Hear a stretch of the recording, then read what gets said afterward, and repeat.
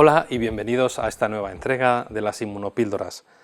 Vamos a seguir repasando las células que conforman el sistema inmunitario y nos quedan un grupo muy particular y muy excepcional por su función de células, las células dendríticas. Por último, una vez vistas ya todas las células, repasaremos las proporciones relativas en sangre. Las células dendríticas se van a caracterizar por tener fundamentalmente una membrana muy cambiante y muy diferente de unas a otras. En este esquema está lo que se conoce como una célula velada, donde toda su superficie se emiten unos pseudópodos planos, son evaginaciones de membrana plasmática y citoplasma planos, y asemejan a lo que se podría conocer como un velo, por ejemplo, en una novia, de ahí el nombre de célula velada. Pero no todas tienen exactamente esta morfología. Justamente la característica fundamental es que su superficie, como os decía, es muy cambiante y muy diferente en distintos tejidos y en distintos fluidos. Interiormente no tenemos nada reseñable, un núcleo sencillo y un citoplasma donde no hay especial profusión ni de aparato de Golgi, ni de retículo endoplásmico, ni de otras vacuolas. Sí que va a haber lisosomas y va a haber vacuolas de fagocitosis, pero nada, como os decía, en particular.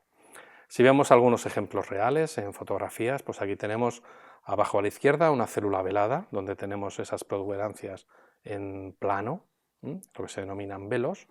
En la imagen de arriba a la izquierda tenéis una célula folicular, con esas emisiones mucho más finas para tocar otras células que son a las que les van a enseñar los antígenos.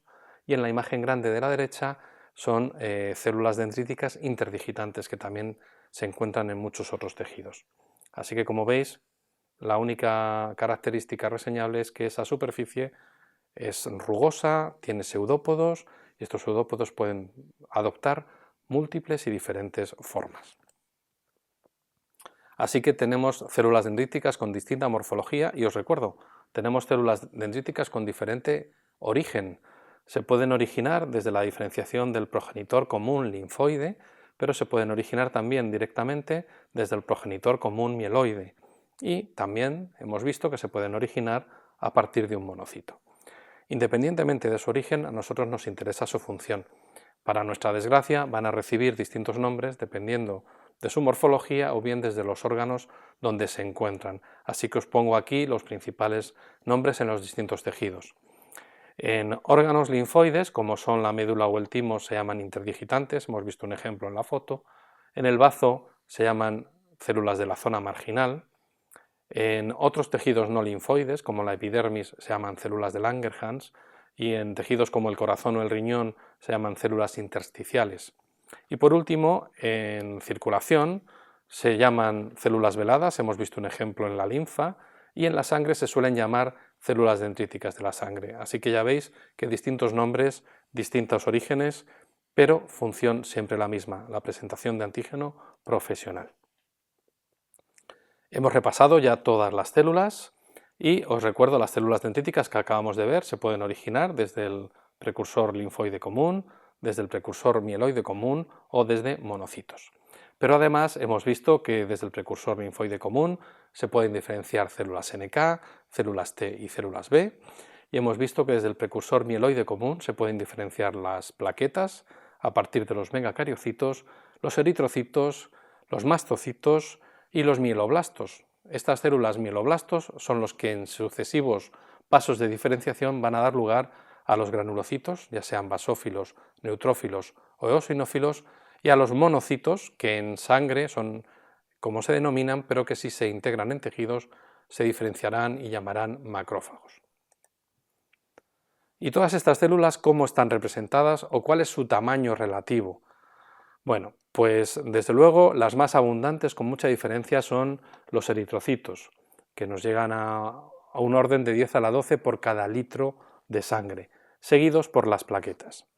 Y dentro de las células blancas de los leucocitos, los neutrófilos son los terceros en orden de abundancia y los cuartos serían los linfocitos.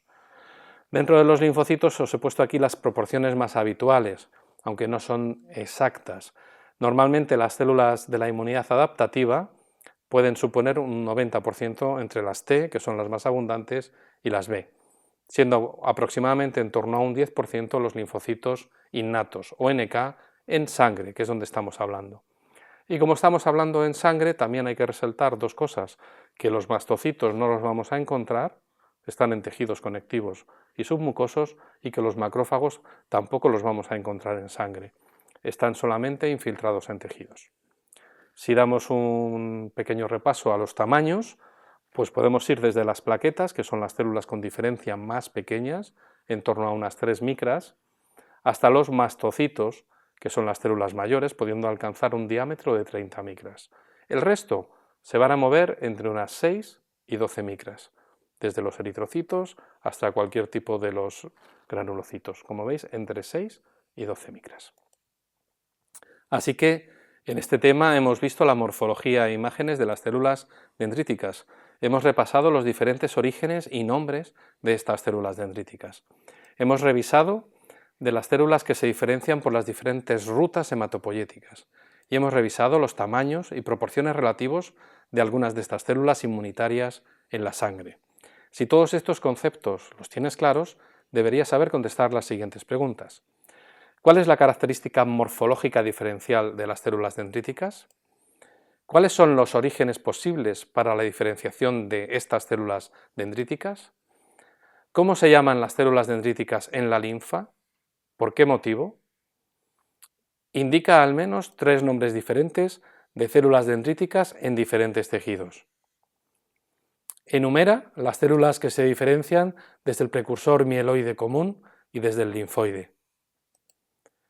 ¿Cuáles son los 3 tipos celulares más abundantes en sangre? ¿Cuáles son las proporciones relativas de los grandes subtipos linfoides? Si has sabido contestar a todo, enhorabuena. Sabes bastante ya de las células del sistema inmunitario. Puedes volver a repasar todas las veces que lo necesites. Y recuerda, tú y yo nos vemos en la próxima entrega. Hasta pronto.